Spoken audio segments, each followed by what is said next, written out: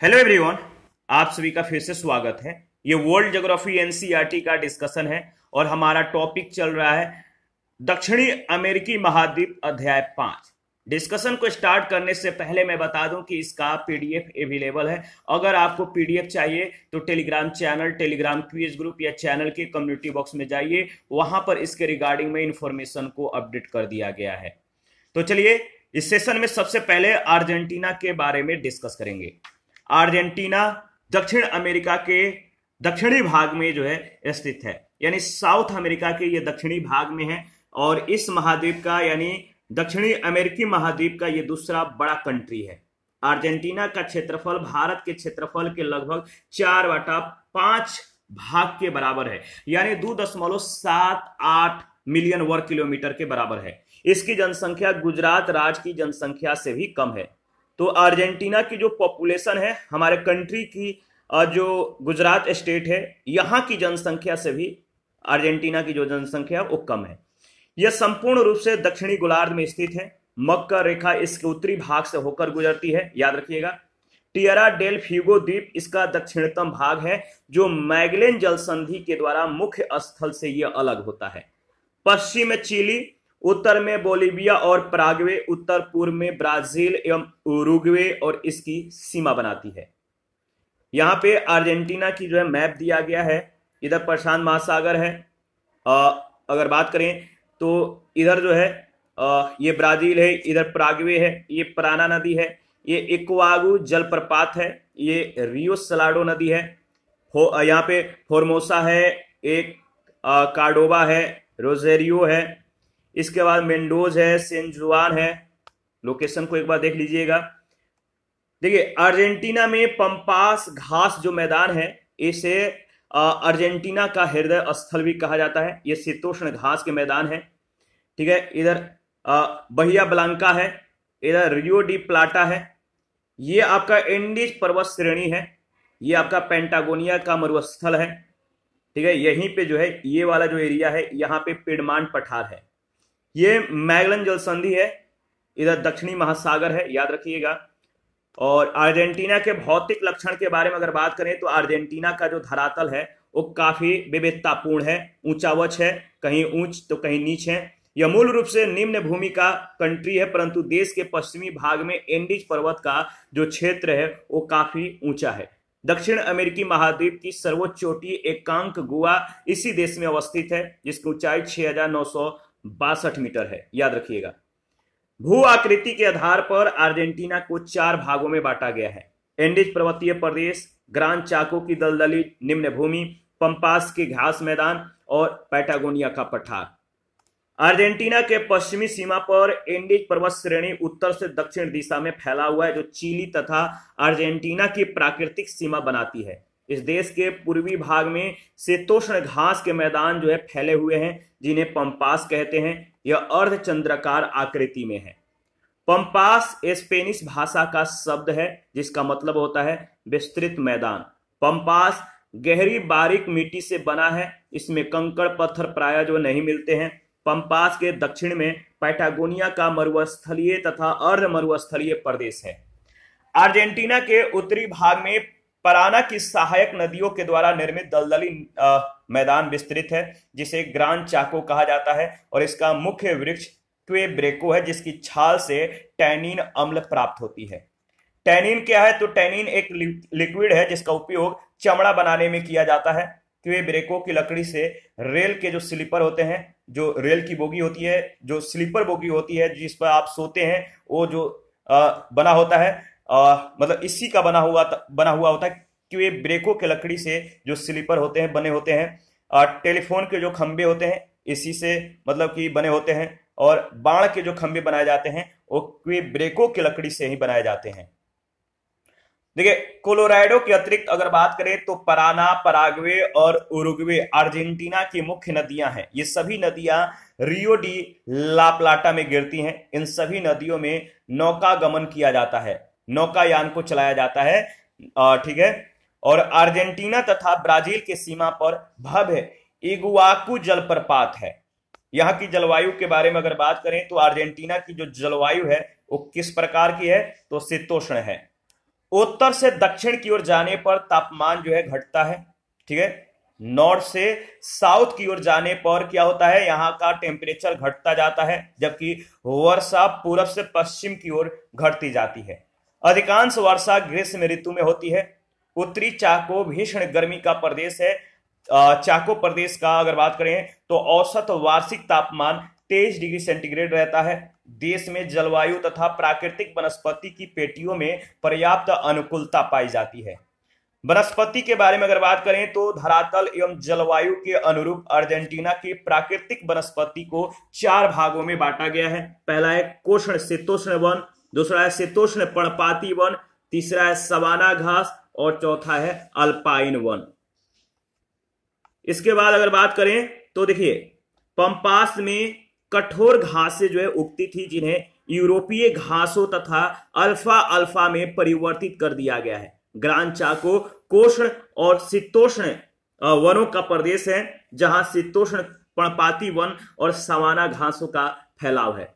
दक्षिण में अगर बात करें तो पैटागोनिया तथा टिएरा डेल फ्यूगो में वृक्षों का अभाव है। यहाँ पे वृक्ष यानी पेड़ पौधे कम मिलते हैं। प्राकृतिक वनस्पति केवल छोटी झाड़ियां जैसे नागफनी और घास के रूप में यहाँ पे जो है विकसित होते हैं।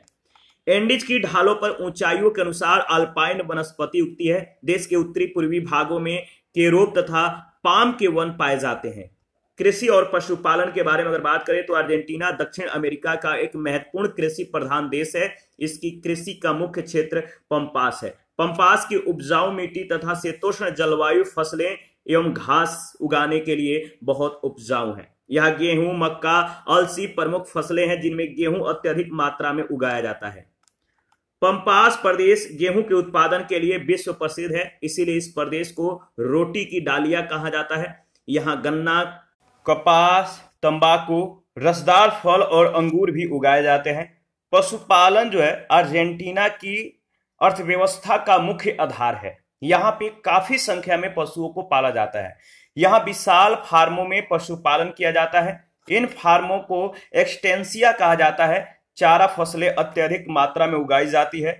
पूर्वी आर्द्र भागों में मवेशी तथा पश्चिमी शुष्क प्रदेशों में भेड़ें पाली जाती हैं। भेड़ पालन यहाँ का मुख्य व्यवसाय है। याद रखिएगा, पूर्व के आर्द्र क्षेत्रों के पशुपालकों को ग्वाचो कहा जाता है। पैटागोनिया, टिएरा डेल फ्यूगो और पश्चिम के सूखे भागों में भेड़ पालन महत्वपूर्ण है, जिनसे मांस और ऊन की प्राप्ति की जाती है। रोजेरियो तथा ब्यूनस आयर्स में मांस प्रसंस्करण एक प्रमुख उद्योग के रूप में स्थापित है, जिसे फ्रीगोरिफिकोस की उपमा दी गई है। यहाँ की खनिज और ऊर्जा संसाधन के बारे में अगर बात करें तो अर्जेंटीना में खनिज संसाधनों का अभाव है। यहाँ पे खनिज संसाधन बहुत ही अल्प मात्रा में है। केवल पेट्रोलियम ही ऐसा खनिज है जिसमें यह आत्मनिर्भर है। इस प्रकार खनिज तेल इस देश की सबसे महत्वपूर्ण खनिज संपदा है। कोयला, जस्ता, क्रोमियम, सीसा, यूरेनियम यहाँ के अन्य मुख्य खनिज हैं और इसमें से यूरेनियम का उपयोग परमाणु ऊर्जा के उत्पादन में किया जाता है। याद रखिएगा। इसके बाद अगर बात करें तो यहाँ की जो पॉपुलेशन है, अर्जेंटीना की अधिकांश आबादी जो है यानी 3/4 आबादी तटवर्ती नगरों में मतलब कि संकेंद्रित है। तटवर्ती नगरों में यहाँ मतलब कि ये जनसंख्या फैली हुई है। ब्यूनस आयर्स इस देश की राजधानी और प्रमुख नगर है। अर्जेंटीना की राजधानी कहां पर है? Buenos Aires. और कार्डोबा, रोजेरियो तथा मेंडोजा यहाँ की अन्य प्रमुख नगर हैं जो पर्यटन के लिए काफी प्रसिद्ध हैं। पैटागोनिया के पठारी क्षेत्र में जनसंख्या अत्यंत विरल है। यहाँ स्पेनिश तथा इटालियन भाषाएं बोली जाती है। यहाँ के लोग ईसाई धर्म, यहूदी तथा शेष जनसंख्या अन्य धर्मों को मानने वाले हैं। व्यापार और यातायात के बारे में अगर बात करें तो मांस, गेहूं, मक्का, अलसी और ऊन अर्जेंटीना से निर्यात की जाने वाली मुख्य वस्तुएं हैं, जबकि आयात की जाने वाली मुख्य वस्तुएं मशीनें, मोटर गाड़ियां, लौह इस्पात, रसायन और दवाइयां, ईंधन और स्नेहक तेल आदि हैं, लिब्रिकेंट ऑयल आदि हैं। दक्षिण अमेरिका में रेल मार्गों का जो है सर्वाधिक विस्तार अर्जेंटीना में है। अर्जेंटीना के अधिकतर रेल मार्ग ब्यूनस आयर्स में आकर मिलते हैं। ब्यूनस आयर्स अर्जेंटीना का प्रमुख बंदरगाह है। बोलीविया के बारे में नेक्स्ट बोलीविया के बारे में डिस्कस कर लेते हैं। तो देखिए बोलिविया जो है एक लैंड लॉक्ड कंट्री है, यानी इसकी जो सीमा है किसी समुद्र से नहीं लगती है, जो चारों ओर से, यह एक क्या है, बोलिविया लैंड लॉक्ड कंट्री है, चारों ओर से 5 देश, ये कौन कौन से 5 देशों से घिरा हुआ है, तो पेरू, ब्राजील, पराग्वे, अर्जेंटीना और चिली से। इसका कुल एरिया लगभग जो है आप देख सकते हैं इतना वर्ग किलोमीटर है। लापाज इस देश की राजधानी है। इसका नामकरण दक्षिणी अमेरिका के महान स्वतंत्रता सेनानी साइमन बोलीवार के नाम पर हुआ है। बोलिविया का आंतरिक भाग मध्यवर्ती एंडीज की 2 शाखाओं के मध्य स्थित अनेक पर्वतीय जो है बेसिनों की श्रेणियों में स्थित है। इन पर्वतीय देश तथा पेरू की सीमा पर टिटीकाका झील स्थित है, जो विश्व की स्वच्छतम और सबसे ऊंची झील है। इसकी ऊंचाई 3812 मीटर है। इसके चारों ओर एक ऊंच मैदान है जो आल्टी प्लेनो कहलाता है। इसकी जलवायु प्राकृतिक वनस्पति तथा जनसंख्या के वितरण में ऊंचाई की ओर जाने पर जो है परिवर्तन आता जाता है। ठीक है, बोलिविया एक कृषि प्रधान कंट्री है। यहाँ की 70% जनसंख्या कृषि पर निर्भर है। कॉफी, मक्का, गन्ना, आलू और दलहन यहाँ की मुख्य फसलें हैं। उत्तर में स्थित अमेजन की निम्न भूमियों में प्रदेश से बोलिविया का अधिकांश जो है कोका प्राप्त किया जाता है, जो एक मादक पदार्थ है। इससे कोकीन बनाई जाती है। यह बोलिविया का सबसे मूल्यवान कृषि पदार्थ है। टीन, जस्ता, चांदी, एंटीमनी तथा टंगस्टन मुख्य खनिज है। सूती वस्त्र, खाद्य प्रसंस्करण उद्योग, पेट्रोलियम शोधन आदि यहाँ के मुख्य उद्योग हैं। प्राकृतिक गैस 2000 मील लंबी पाइप लाइनों के द्वारा दक्षिण ब्राजील के साओ पाउलो तथा पोर्टो एलेग्रे के औद्योगिक क्षेत्रों को जो है भेजी जाती है। आगे बढ़ते हैं। देखिए अगर बात करें तो नेक्स्ट है इक्वेडोर। इक्वेडोर का नाम जो है इक्वेटर के नाम पर पड़ा है। 0 डिग्री अक्षांश के आधार पर, इक्वेटर के आधार पर इसका नाम पड़ा। प्रशांत महासागर के तट पर स्थित यह देश जो है कोलंबिया और पेरू के साथ सीमा बनाता है। इसका कुल एरिया लगभग जो है 2,84,000 वर्ग किलोमीटर है और इसके दक्षिण तथा पश्चिम में प्रशांत महासागर फैला हुआ है। यह महान इनका साम्राज्य का अंग रहा, इनका याद रखिएगा, और 1533 में स्पेन के नियंत्रण में आ गया था। 1830 ईस्वी में यह स्वतंत्र हुआ। देश की राजधानी क्वेटो विश्व की सबसे ऊंची राजधानियों में से एक है, जो भूमध्य रेखा एवं एंडीज पर्वत पर स्थित है। यहाँ का औसत मासिक तापक्रम 13 डिग्री सेंटीग्रेड के आसपास रहता है।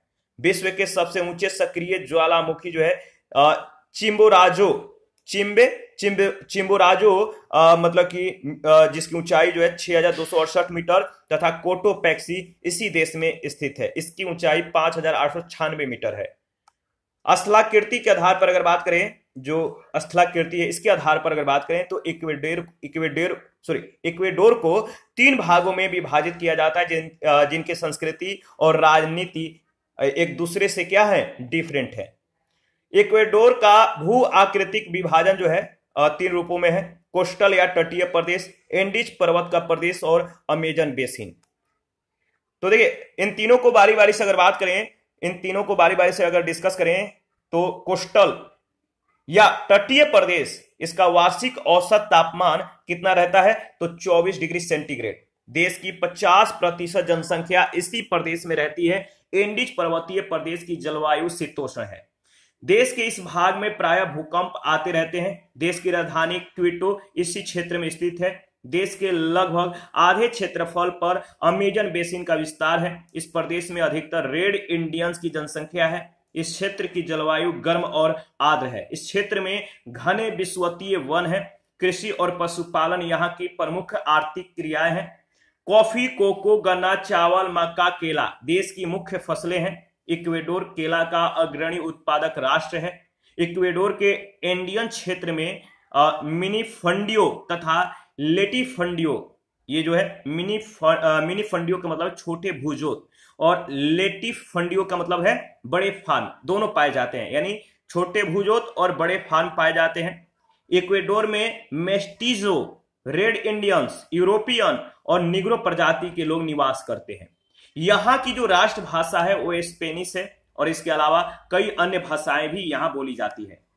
यहाँ अधिकांश जनसंख्या केलिजोन एंडिनो क्षेत्र, जो पहाड़ियों से घिरा एक अंतर पर्वतीय बेसिन है, यहाँ पे संकेंद्रित है।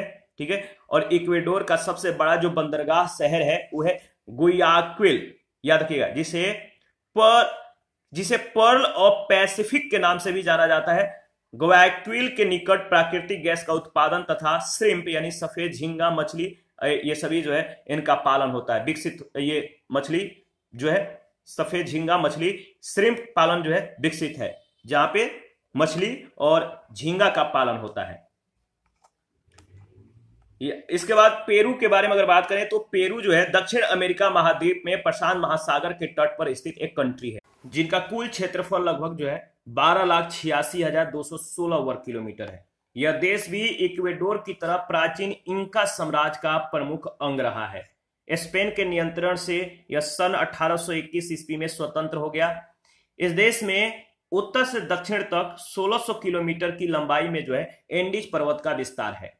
भू आकृति एवं संस्कृति के आधार पर पेरू को 3 भागों में विभाजित किया जा सकता है। पहला तटीय मरुस्थलीय भाग, दूसरा सियरा या एंडीज पर्वतीय प्रदेश, तीसरा पूर्वी ढलान या मोंटाना प्रदेश। तटीय मरुस्थलीय भाग को यूरोपियन मेस्टिजो प्रदेश भी कहा जाता है। यह एक मरुस्थलीय संकीर्ण पेटी है। इसकी अति शुष्कता तथा कम तापमान पेरू तट पर बहने वाली ठंडी जलधारा के ऊपर से आने वाली ठंडी पछुआ पवनों का प्रतिफल है। पेरू की ठंडी जलधारा के कारण यहाँ मत्स्य उत्पादन अत्यधिक विकसित है। मत्स्य उत्पादन काफी किया जाता है। यहाँ बड़ी संख्या में एनकोबी, सरडाइन, मैक्रेल, पिलकार्ड तथा हेक मछलियां पकड़ी जाती हैं। ये सभी एनकोबी, सरडाइन, मैक्रेल, पिलकार्ड और हेक मछलियों की प्रकार हैं। देखिए, पेरू में एंग्लोबीज नामक मछली का सबसे ज्यादा उत्पादन होता है। यहाँ सागरीय पंछी भी बड़ी संख्या में मिलते हैं और इनके मल मूत्र से, इनके बीट से ग्वानो पदार्थ प्राप्त होता है, जिसका उपयोग खेतों में खाद के रूप में किया जाता है कृषि उत्पादन को बढ़ाने के लिए। एंडीज से आने वाली लगभग 40 नदियां मरुस्थलीय क्षेत्र से प्रवाहित होते हुए प्रशांत महासागर में गिरती हैं। नदियों मरुद्यानों में गन्ना, कपास, केला और चावल जैसी वाणिज्यिक फसलें उगाई जाती हैं। ये फसलें विशाल फार्मों में उगाई जाती हैं। सियरा अथवा एंडीज पर्वतीय प्रदेश को अमेरिंडिया, याद रखिए, अमेरिंडिया के नाम से भी जाना जाता है। एंडीज पर्वतों पर दुर्लभ प्रजाति के लामा, सकुना तथा अल्पाका पशु मिलते हैं, जिन्हें अब संरक्षित किया जा रहा है। इस प्रदेश में अधिकांश आबादी क्वेचुआ तथा आइमारा इंडियनों की कृषक वंश के लोग हैं। पेरू के पर्वत विस्तृत खनिज निक्षेपों के लिए भी उल्लेखनीय है। सेरी डी पास्को एक पुराना औपनिवेशिक चांदी उत्पादक केंद्र है, जहां तांबा, चांदी, सोना, सीसा, जस्ता और बिस्मत का उत्पादन किया जाता है। इसके अतिरिक्त एंडीज के पश्चिमी ढालों पर अनेक स्थानों पर कोयले का खनन किया जाता है। पूर्वी ढलान तथा मोंटाना प्रदेश में जनसंख्या घनत्व बहुत कम है, ठीक है, जिसमें अमेरिंडियन तथा मेस्टिजो रहते हैं। देखिए, इक्विटोस अगर बात करें तो इक्विटोस प्रादेशिक नगर तथा अमेजन नदी पर स्थित बंदरगाह है। पेरू के पूर्वी अमेजन क्षेत्र में उकायली नदी बेसिन में कैमिसिया का बृहद प्राकृतिक गैस क्षेत्र स्थित है। दक्षिण अमेरिका में विशालतम ये है। पेरू की जलवायु पर यहाँ की भू आकृति का बहुत ज्यादा प्रभाव पड़ता है और मरुस्थलीय भाग अत्यंत शुष्क और एंडीज पर्वत की चोटियां बहुत ठंडी रहती है, जबकि देश के पूर्वी भाग में शीतकाल में यहाँ पे पर्याप्त वर्षा होती है। दिसंबर जनवरी के महीनों में पेरू में रेड इंडियन, मेस्टिजो, निग्रो, जापानी और चीनी मूल के लोग रहते हैं। देश का मुख्य धर्म रोमन कैथोलिक है। यहाँ क्वेचुआ भाषा बोलने और समझने वालों की जो संख्या है वो 50% है। मक्का, गेहूं, जौ, आलू, सब्जियां यहाँ की मुख्य खाद्य फसलें हैं। तटीय मरुस्थलीय भागों में सिंचाई की सहायता से कपास उगाई जाती है। रेड इंडियन मूल निवासी मक्का के अतिरिक्त अल्फा अल्फा, ये घास है, अल्फा अल्फा भी उगाए जाते हैं। पेरू विश्व का बृहद मत्स्य आहार उत्पादक देश भी है, फिश मिल उत्पादक कंट्री है। लीमा देश की राजधानी के अतिरिक्त सांस्कृतिक, औद्योगिक और व्यापारिक नगर भी है। तो पेरू की राजधानी लीमा है। यह देश का सबसे बड़ा नगर है जो प्राथमिक नगर का यानी प्राइमेट सिटी का स्थान रखता है। इसके बाद चिली के बारे में अगर बात करें तो चिली प्रशांत महासागर के तट के सहारे उत्तर में पेरू और बोलीविया से लेकर दक्षिण में केप हार्न तक 4200 किलोमीटर की लंबाई में फैला हुआ है। इसकी चौड़ाई मात्र 160 से 210 किलोमीटर है। इसका कुल क्षेत्रफल लगभग 7,56,626 वर्ग किलोमीटर है। यहाँ की राष्ट्रभाषा स्पेनिश है। इस देश की अधिकांश जनसंख्या रोमन कैथोलिक धर्म को मानने वाली है। देश की 90% जनसंख्या मेस्टिजो प्रजाति की है। यहाँ की 85% जनसंख्या नगरों में रहती है। भौगोलिक दृष्टिकोण से चिली को 3 भागों में विभाजित किया जा सकता है। चिली के भौतिक विभाग जो है जैसे उत्तरी चिली, मध्य चिली और दक्षिणी चिली। उत्तरी चिली प्रदेश के बारे में अगर बात करें तो चिली की पूर्वी सीमा पर उत्तर से दक्षिण की ओर एंडीज पर्वत का जो है फैलाव है, विस्तार है। और अटकामा मरुस्थल चिली के उत्तरी भाग में स्थित कार्डिलेरा ऑक्सीडेंटल के पश्चिम में मकर रेखा पर स्थित एक तटवर्ती उष्णकटिबंधीय शुष्क मरुस्थल है। चिली के मरुस्थलीय भाग में विश्व का सबसे अधिक सोडियम नाइट्रेट पाया जाता है। याद रखिएगा, सोडियम नाइट्रेट, जिसको रासायनिक खाद धुआंहीन पाउडर बनाने में प्रयोग किया जाता है। इससे या इस मरुस्थलीय क्षेत्र से तांबा भी निकाला जाता है। विश्व का सबसे शुष्क स्थान अरिका उत्तरी चिली में उपस्थित है। अरिका, यहां पर कलीचे के भंडार पाए जाते हैं, जिससे नाइट्रेट युक्त उर्वरक प्राप्त होता है। नाइट्रेट से भरपूर उर्वरक प्राप्त होता है। कलीचे का अत्यधिक दोहन हो जाने से जो है यहाँ का आर्थिक महत्व अब कम हो रहा है और अरिका को घोस्ट टाउन या प्रेतो का नगर भी कहा जाता है। मध्य चिली प्रदेश, चिली के मध्य भाग में भूमध्य सागरीय जलवायु पाई जाती है। यहाँ शीत ऋतु में वर्षा और ग्रीष्म ऋतु में तापमान उच्च तथा शुष्क रहता है। जलोढ़ निर्मित मध्यवर्ती घाटी को चिली का हृदय स्थान या हृदय कहा जाता है। यहाँ पर जो है गेहूं, सेव, अंगूर, संतरा, मौसमी, नींबू, सब्जियां आदि जो है इस प्रदेश में उगाई जाने वाली मुख्य फसलें हैं। चिली की राजधानी सैंटियागो देश का मुख्य बंदरगाह भी है। वालपरेजो भी इस देश में या इस प्रदेश में स्थित है। चिली की लगभग 75% जो पॉपुलेशन है इसी प्रदेश में रहती है। सैंटियागो शराब उत्पादन के लिए प्रसिद्ध है। चिली का वालपरेजो शहर दक्षिणी गोलार्ध में सर्वाधिक शराब उत्पादन के लिए प्रसिद्ध है। दक्षिणी चिली प्रदेश के बारे में अगर बात करें तो देखिए, प्यूटो मोंट से लेकर टियरा डेल फ्यूगो तक दक्षिणी चिली का विस्तार है। मैगलेन की खाड़ी के पास कुछ मात्रा में पेट्रोलियम और प्राकृतिक गैस प्राप्त हुई है। चिली एक कृषि प्रधान देश है, परंतु इसकी आय का एक बड़ा भाग तांबे के निर्यात के द्वारा प्राप्त होता है। विश्व का सबसे बड़ा तांबा उत्पादक शहर चुक्विकमाता चिली में अवस्थित है। तांबे के अतिरिक्त खट्टे फल यानी सेव, संतरा आदि, मछली, कागज, नाइट्रेट, रासायनिक उर्वरक आदि का निर्यात किया जाता है। इसके बाद पराग्वे के बारे में डिस्कस कर लेते हैं। देखिए, पराग्वे दक्षिण अमेरिका के आंतरिक भाग में स्थित एक लैंडलॉक्ड कंट्री है, स्थलरूढ़ देश है, जो बोलीविया, ब्राजील और अर्जेंटीना से घिरा हुआ है। इसका कुल एरिया लगभग 4,06,752 वर्ग किलोमीटर है। पराग्वे की राजधानी एसोंसियन है, याद रखिएगा। और पराग्वे नदी 2,621 किलोमीटर तक नौगम्य होने के कारण एसोंसियन तक स्टीमर आ सकते हैं। देश के प्रमुख पतन तक स्टीमर आ सकते हैं और नावों को चलाया जा सकता है। पराग्वे नदी में 2,621 किलोमीटर के अंदर में पराग्वे तथा पराना नदियों के बीच स्थित इस आर्द्र प्रदेश में देश की अधिकांश जनसंख्या स्थित है। पराना नदी पर स्थित इटापू जल विद्युत परियोजना के विकास में पराग्वे भी साझेदार है। पराना नदी पर ही एक अन्य जल विद्युत परियोजना में पराग्वे की अर्जेंटीना से साझेदार है, किंतु इन परियोजनाओं का अधिकांश लाभ ब्राजील और अर्जेंटीना को ही प्राप्त होता है। पूरी पराग्वे दक्षिणी ब्राजील के पराना पठार का विस्तार है, जो उर्वर ज्वालामुखी शैलों से बना हुआ है। पराग्वे का 2/3 पश्चिमी भाग ग्रांड चाको कहलाता है, जो एक विरल आबाद अर्ध शुष्क प्रदेश है। यहाँ पर जो है आबादी मतलब कि नहीं मिलती है, विरल है। और चाको का इंडियंस की भाषा में अगर बोले तो अर्थ होता है शिकारगाह, यानी हंटिंग ग्राउंड, शिकार करने का जगह। यहां नदियों के किनारे क्वेब्राचो नामक वृक्षों की जो है कतारें मिलती है। काफी संख्या में ये वृक्ष यहाँ पर पाए जाते हैं और इस वृक्ष से टैनिन लिक्विड प्राप्त होता है। वर्षा ऋतु में यहाँ विस्तृत क्षेत्र बाढ़ग्रस्त हो जाते हैं और ग्रीष्म ऋतु में दलदली मिट्टियां सूखकर जो है चटकने लगती है, सूखकर इसमें दरारें पड़ने लगती है। मक्का, कपास, सोयाबीन, तंबाकू और खट्टे फल यहाँ की मुख्य फसलें हैं। भोज्य पदार्थ कपास, खाल, मांस, तंबाकू और भारी लकड़ी यहाँ की निर्यात की जाने वाली मुख्य वस्तुएं हैं। यहाँ सीमेंट, सूती वस्त्र, हल्की मशीनें, खाद्य पदार्थ तैयार करने के कारखाने हैं। स्पेनिश यहाँ की राष्ट्रभाषा तथा रोमन कैथोलिक मुख्य धर्म है। यहाँ की लगभग 95% जनसंख्या मेस्टिजो प्रजाति की है। पराग्वे यहाँ की प्रमुख नदी है, जिसमें जो है 3000 किलोमीटर के दूरी पर स्थित असंसियन का या असंसियन तक नौगमन किया जा सकता है।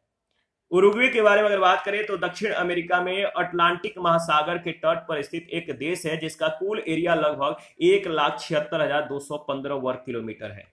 यह दक्षिण अमेरिका महाद्वीप का दूसरा सबसे छोटा कंट्री है। यह दक्षिण अमेरिका महाद्वीप का एकमात्र कंट्री है जो मकर रेखा के दक्षिण में स्थित है।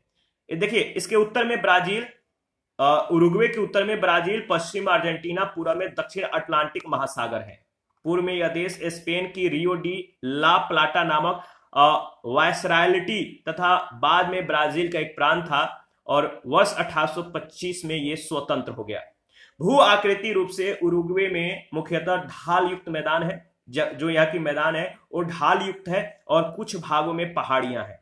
इस प्रकार भूगर्भिक रूप से उरुग्वे एक संक्रमण यानी कह सकते हैं कि एरिया जो है संक्रमण क्षेत्र है। इसके उत्तर में ब्राजील के, याद रखिएगा, उत्तर में ब्राजील के पराना पठार का निम्न जो है ऊंचा विस्तार है, जबकि दक्षिण में अर्जेंटीना के पंपास क्षेत्र का फैलाव है। देश का मध्यवर्ती भाग एक निम्न भूमि है जिस पर गोलाकार पहाड़ियां स्थित हैं। इन तीनों प्रदेशों में आर्द्र उपोष्ण कटिबंधीय जलवायु और उर्वर मिट्टियां मिलती हैं, इसीलिए देश की 90% भूमि पर कृषि कार्य होता है।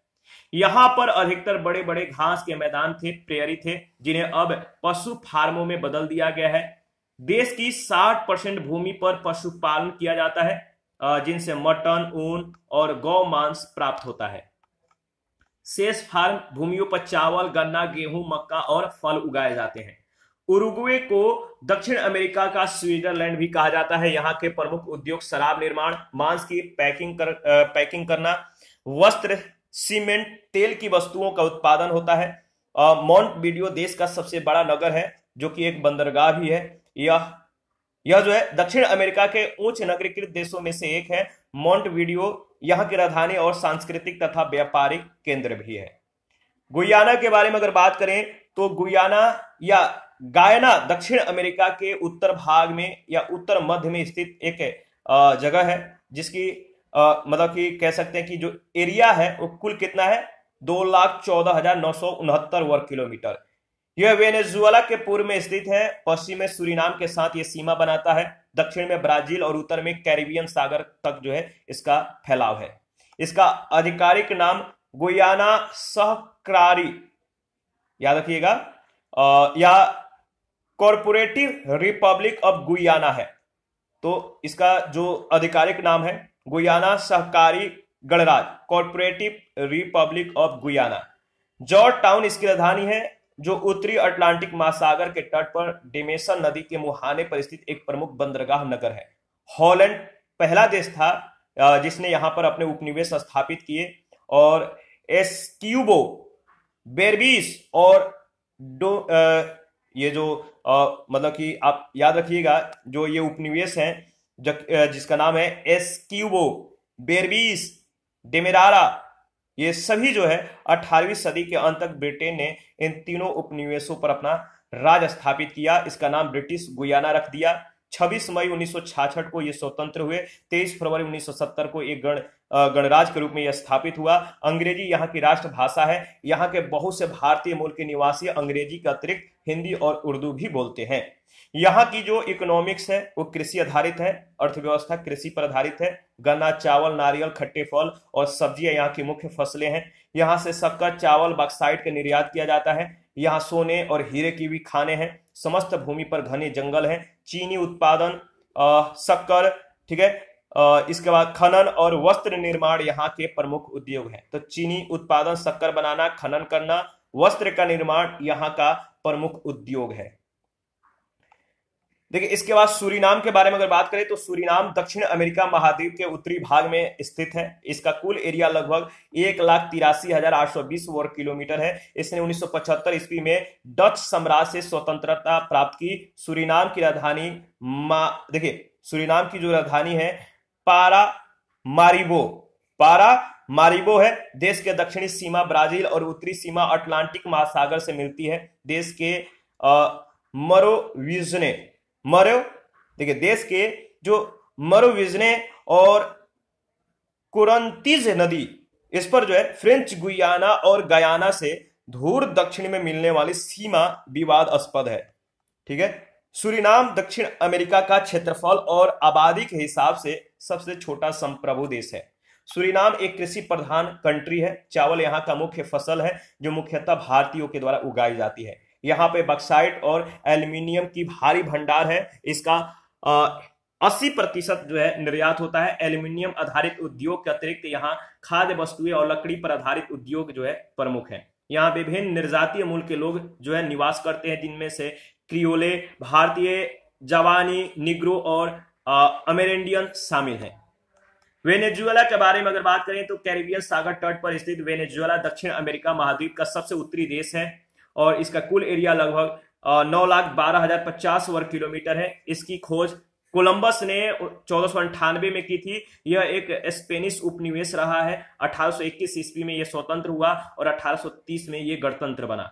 विश्व का सर्वोच्च जलप्रपात एंजेल जलप्रपात, जिसकी ऊंचाई 979 मीटर है, यहीं पर स्थित है, जो गुयाना पठार में कैरोनी नदी पर, यानी ओरिनोको नदी जो है इसकी सहायक नदी है कैरोनी नदी। तो कैरोनी नदी जो है इसी पर स्थित है। और कौन? एंजेल जलप्रपात। ये गुयाना पठार में ये स्थित है। इस प्रपात की खोज जिमी एंजिल ने 1930 के दशक में की थी और उसी के नाम पर इसका नाम एंजिल जलप्रपात पड़ा। वेनेजुएला की उत्तरी सीमा पर दक्षिण अमेरिका की विशालतम झील माराकाइबो स्थित है, जिसका कुल एरिया 12,800 वर्ग किलोमीटर है। वेनेजुएला का भू आकृतिक विभाजन जो है एंडियन उच्च भूमियां, माराकाइबो बेसिन, गुयाना उच्च भूमि और लानोज है। देखिए इंडियन उच्च भूमियां कोलंबिया से पूरब की ओर मुड़कर कैरिबियन तट के समानांतर स्थित है। पर्वतों के आंतरिक भाग में अनेक बेसिन स्थित हैं, जहां शीतोष्ण जलवायु और उर्वर मिट्टियां पाई जाती हैं। एंडीज के उत्तर पश्चिमी भाग में दो पर्वत श्रेणियों के बीच विशाल मैराकाइबो बेसिन स्थित है, याद रखिएगा। और इन निम्न भूमियों में नमकीन या खारी मैराकाइबो झील स्थित है। यहाँ लैटिन अमेरिका की उष्णतम और आर्द्रतम जलवायु मिलती है। स्पेनी लोगों ने इस प्रदेश को लघु बेसिन नाम दिया है। इसी कारण इस देश का जो है वेनेजुएला नामकरण हुआ। एंडीज और गुयाना उच्च भूमि के बीच ओरिनोको नदी का विशाल मैदान स्थित है, जो लानोज नाम से विख्यात है। यहाँ ऊंची कठोर घासें उगती हैं जो ग्रीष्म काल में सूख जाती है। देश का लानोज प्रदेश, जो कि पर्वतीय या पठारी भाग के दक्षिण पूर्व में स्थित है, इसके 300 से 650 किलोमीटर लंबे ढलानों पर पशुओं को चराया जाता है।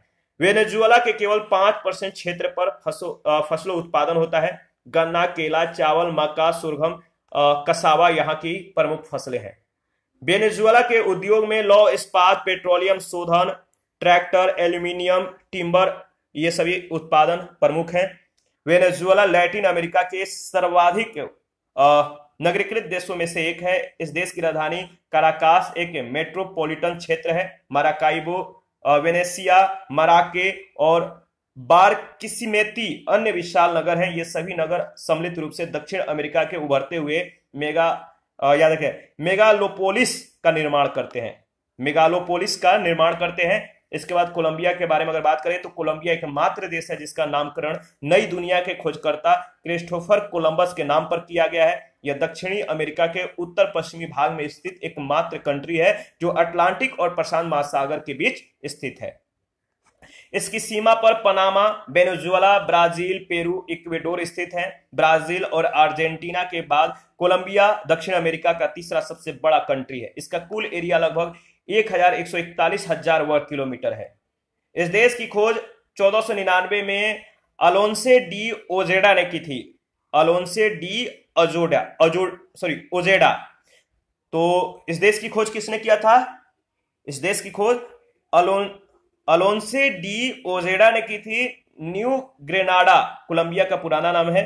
न्यू ग्रेनाडा, वेनेजुएला और इक्वेडोर को एकीकृत करके बृहत्तर कोलंबिया संघ की स्थापना की गई। कोलंबिया एक पर्वतीय कंट्री है। इसका सर्वोच्च शिखर पिको क्रिस्टोबल क्या है? पिको क्रिस्टोबल कोलोन, जिसकी ऊंचाई 5000 मीटर है। धरातलीय विविधता के दृष्टि से कोलंबिया को 3 भागों में बांटा जा सकता है। जैसे कोलंबिया के जो भौतिक विभाग है, जैसे उच्च पर्वतीय प्रदेश, तटीय मैदान और पूर्वी मैदान, इन तीनों को हम लोग डिस्कस कर लेते हैं।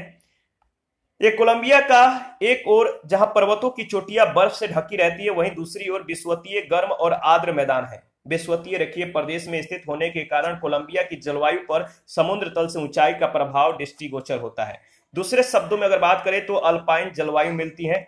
ऊंचाई के आधार पर कोलंबिया की जलवायु के निम्न भागों में जो है यहाँ पे जो है कह सकते हैं जो विभाजन होता है, या कोलंबिया की जलवायु में निम्न भागों में बांटा जा सकता है ऊंचाई के आधार पर। कोलंबिया की जो जलवायु है, जैसे उष्ण कटिबंधीय जलवायु की ऊंचाई समुद्र तल से 900 मीटर, शीतोष्ण जलवायु का प्रदेश जो है 901 से 2000 मीटर, शीत जलवायु प्रदेश की ऊंचाई 2001 से 3000 मीटर, वृक्ष रहित जलवायु प्रदेश की ऊंचाई 3001 से 4500 मीटर, और सदैव बर्फ से ढकी जलवायु प्रदेश का जो ऊंचाई है 4501 मीटर से अधिक।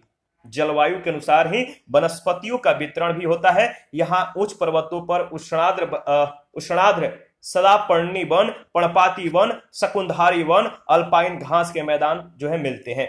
कोलंबिया के निचले भागों में भूमध्य रेखीय सदाबहार वन पाए जाते हैं। ऊंचाई की ओर पाए जाते हुए इनका स्थान पतझड़ वाले वन और चीड़ एवं कोड़धारी वन ले लेते हैं। इसके बाद अगर बात करें तो 3000 मीटर के ऊपर अल्पाइन घास के मैदान और वृक्ष रहित प्रदेश है। कई पेड़ यहाँ 1500 मीटर से ऊपर तक चले जाते हैं। 2500 मीटर की ऊंचाई के बाद पेड़ नहीं मिलते हैं।